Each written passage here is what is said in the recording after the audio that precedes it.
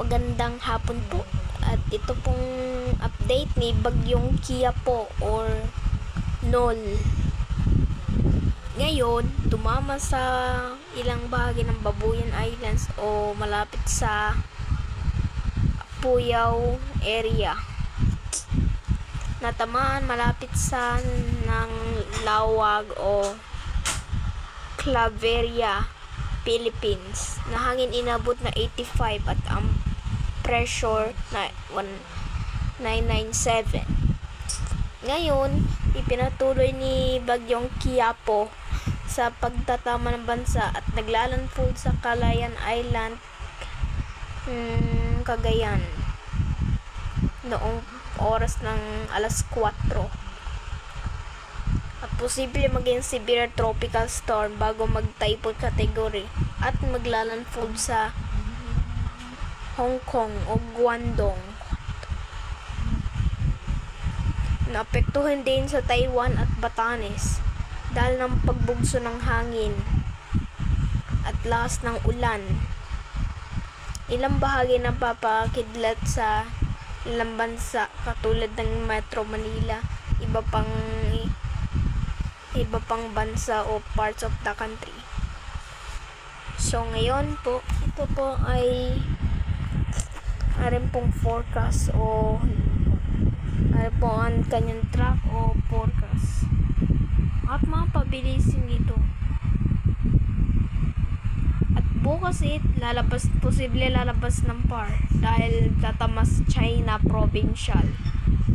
Bago tumama, tatamain sa Hong Kong area at Shanghai, Huizhou, Guangzhou, Jiangmen.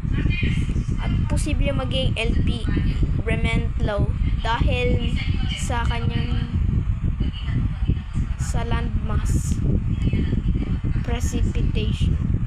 Ayun, lakas ng ulan biglang ilang bahagi ng Lawag at iba pang sa Colasi, Buangdong, San Jose, Cuyo.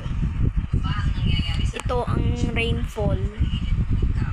Light to moderate rains are expected in Cagayan due to Typhoon Qiapo, which is the fast movement at all.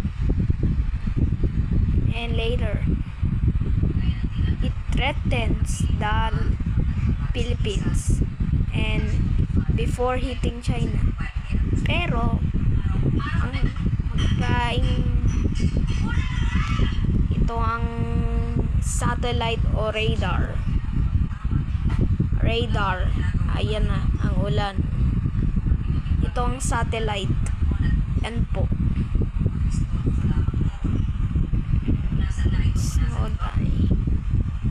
Hangin, wind speed.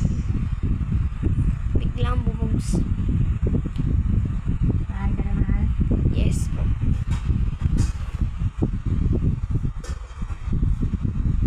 Ayan ang bagyo sa Icon model or GFS na may wind gust.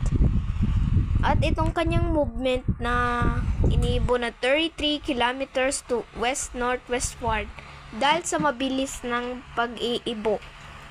Posible ito'y paakyat papuntang China at bagong humina bilang LPA dahil sa landmass. Okay po, maraming salamat po sa inyong pag-update ni Bagyong Qiapo o Nol. Thank you po. At susunod ng bagyong uli si Luis.